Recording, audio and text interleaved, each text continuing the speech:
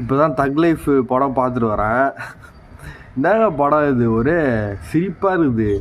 அதாவது ஃபஸ்ட்டு இந்த கதையோட சுருக்கம் பார்த்துடலாம். ஓப்பனிங்கில் கமல் ஒரு கேங்ஸ்டருங்க, ஓகேவா. சிம்பு வந்து ஒரு கட்டத்தில் வந்து அவர் எடுத்து சின்ன வயசுலேருந்து கமல் எடுத்து வளர்க்குற மாதிரி வருது. அவர் கேங்ஸ்டராக வளர்த்துறாரு. நடுவில் வந்து இவங்க 2 பேருக்குள்ள ஒரு சந்தேக புத்தி வந்து கமலை வந்து சிம்பு வந்து கொலை பண்ணுற மாதிரி ஒரு கட்டம் வருது. அந்த மாதிரி பண்ணிடுறாரு. ஆனால் கமல் வந்து அதில் வந்து உயிர் போயிடுச்சு. மறுபடியும் வந்து கடைசியில் வந்து யார் 2 பேரும் சண்டை வந்து யார் ஜெயிக்கிறான்ற மாதிரி தான் கதை. ஆனால் பாவம் இல்லை, சிம்பு இறந்துருவார். இதுதான் மொத்த கதையே. ஆனால் அதை வந்து எந்த அளவுக்கு ஜவ்வு மாதிரி இழுக்க முடியுமோ அந்தளவுக்கு ஜவ்வு மாதிரி இழுத்து மனிதத்தன ஸ்டைலில் ஒரே மொக்க போட்டு வச்சுக்கிறானுங்க. அதுதான் தக்கு லைஃபான். ஆனால் அப்படி தக்குன்னு சொல்கிற மாதிரி படத்தில் எதுவுமே கிடையாது. எனக்கு தெரிஞ்சு இந்த படத்தை வந்து தக்கு லைஃப்னு பேர் வச்சுருக்கிறது பதிலாக அடங்கோமலா அப்படின்னு பேர் வச்சுக்கலாம். ஏன்னா நம்மளுக்கு ஆடியன்ஸ், படம் பார்க்குற ஆடியன்ஸுக்கு தக்கு லைஃப் வந்த மாதிரி படத்தில் சீனே கிடையாது. இந்த அடங்கோமலா சொல்கிற மாதிரி தான் வந்து நம்மளுக்கு ஏகப்பட்ட சீன் வருது. ஆக்சுவலாக அது சிரிப்பு தான் உண்டாகுது. அதனால தான் நான் அது சொல்கிறேன். பார்த்தீங்கன்னா ஸ்டார்டிங் சீனே வந்து கமல் நாசர் எல்லாம் உட்காந்து பேசிட்டு இருக்கும்போது வந்து ஒரு சம்மந்தமே இல்லாமல் இப்போ சிம்புவோட அப்பா வந்து பேப்பர் போட வருவார். பேப்பர் போட வந்தவரை வந்து நாசர் வந்து சுற்றுவாப்பில். அது ஏன்னு எனக்கு இன்னும் போட புரியல. எதுக்குடா சம்மந்தமே இல்லாமல் பேப்பர் போடுறோம் சுட்டிங்கன்ற கேள்வி தான் என் மனசுக்குள்ளே ஓடினே இருக்குது. அதுக்கப்புறமே பார்த்தீங்கன்னா அது ஒரு அடங்கோமல மொமெண்ட்டு. அதுக்கப்புறமே பார்த்தீங்கன்னா வந்து சிம்பு வந்து குழந்தையாக இருக்கும்போது, சின்ன வயசில் இருக்கும்போது கமல் வந்து தூக்கிட்டு நீ தான் என் உயிரை காப்பாற்றுன, அதனால் நான் இனிமேல் அவங்க கூட தான் இருக்கணும், நீ என் கூட தான் இருக்கணும் கடைசி வரைக்கும் அப்படின்னு சொல்கிறாரு. நானே கேட்குறேன், சிம்பு எப்படி உங்கள் உயிரை காப்பாற்றினாரு? நீங்கள் தானே வந்து சிம்புவை காப்பாற்றினீங்க அந்த சண்டையிலேருந்து, துப்பாக்கி சூட்லேருந்து. அப்படின்னும் போது அது ஒரு ஆடங்கோமலாமல் மட்டும் நம்மளுக்கு அமைஞ்சிது. அப்போ வந்து சிம்புக்கு தங்கச்சின்னு ஒன்று சொல்கிறாங்க. அது வந்து சின்ன வயசுலேயே வந்து காணாமல் போயிடுது. சிம்பு வந்து கமல் கூட்டின்னு போனதுக்கப்புறம் அதுக்கப்புறம் என்ன ஏதுன்னு காட்டவே இல்லை. அதுக்கப்புறம் வந்து பார்த்தீங்கன்னா கடைசியில் காட்டுறாங்க கிளைமேக்ஸில் தங்கச்சி. அந்த தங்கச்சி யாருன்னு கேட்டிங்கன்னா நம்ம ஐஸ்வர்யா லக்ஷ்மியா. யாருக்கு? சிம்புவுக்கு தங்கச்சி வந்து ஐஸ்வர்யா லக்ஷ்மியா. அதுவும் அந்த நியூஸ் எப்போது சிம்புவுக்கு தெரிய வருது அப்படின்னா, சிம்பு சாவர கட்டத்தில் தெரிய வருது. சிம்பு வந்து ரத்த அடி வாங்கி வயிற்றில் அடிப்பட்டு குத்து வாங்கி கமல்கிட்ட குத்து வாங்கி பத்துனுக்கும் போது கமல் வந்து சொல்கிறாப்புல, கஷ்டப்பட்டு கண்டுபிடிச்சி கூட்டின்னு வந்துக்கிறேன், இவ தான் சந்திரா, இவ தான் வந்து உன்னோட சின்ன வயசில் உங்ககிட்ட தொலைஞ்சி போன தங்கச்சி அப்படின்னு. அதை கேட்டவுடனே சிம்புக்கு ஷாக் ஆகிட்டு, என்னது நீ என் தங்கச்சியாக சொல்லிட்டு அதிலே செத்து போயிடா போல். அந்த மாதிரி தான் வந்து சிம்புவோட சாவு இருக்குது.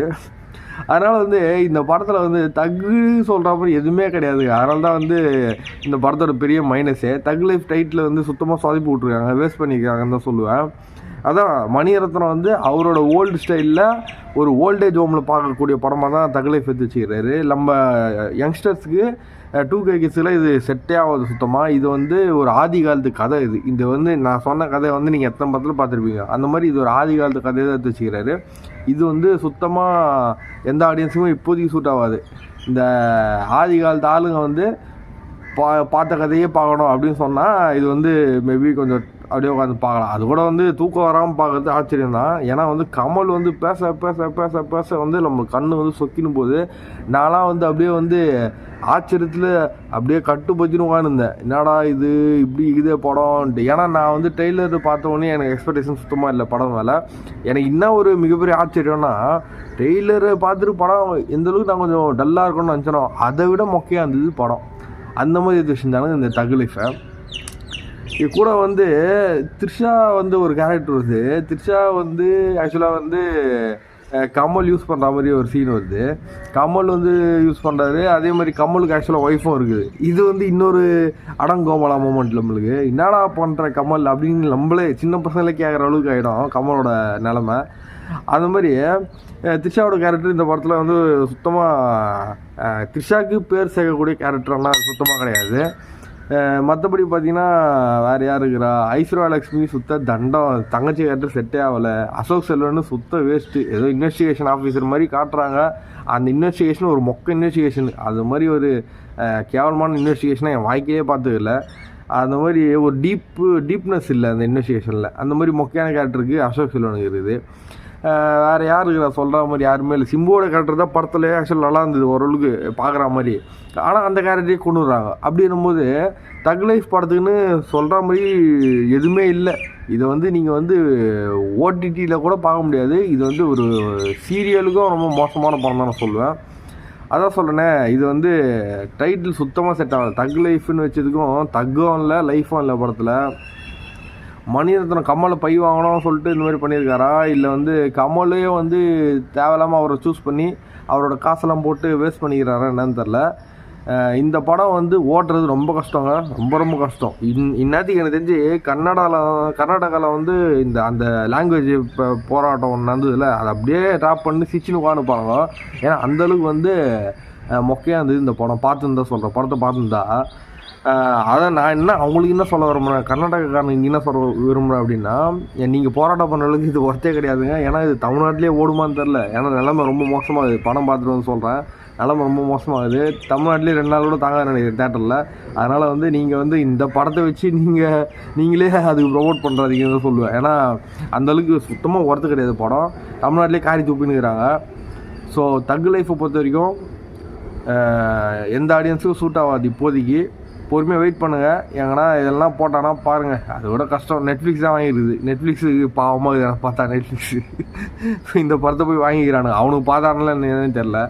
ஏன்னா இது வந்து ஓடிடியில் கூட பார்க்கறதுக்கு பொறுமை வேணும். தூக்கம் வரல உங்களுக்கு, வந்து வீட்டில் வந்து தூக்கமே வரல அப்படின்னா இந்த படத்தை வந்து தாராளமாக பார்க்கலாம். ஏன்னா உங்களுக்கு தூக்கம் கண்டிப்பாக வரும், ஏசிலேயும் உட்காந்த மாதிரி இருக்கும். மற்றபடி தக் லைஃபு இந்தியன் 2க்கு அடுத்தது ஒரு மிகப்பெரிய ஃப்ளாப் ஃபார் கமல் தான் சொல்லுவேன்.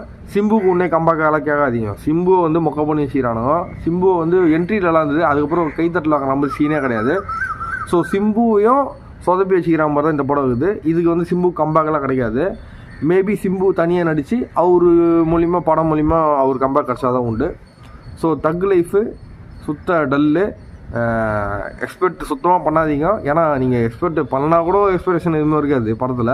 நீங்கள் எக்ஸ்பெக்டேஷன் பண்ணிட்டீங்கன்னா சுத்தமாக நொந்து போயிடுவீங்க. அந்த மாதிரி தான் இருக்குது தக் லைஃப். அதுதான் நான் இந்த வீடியோ மூலம் சொல்ல விரும்புகிறேன். தக் லைஃப்பை மறந்துடுங்க.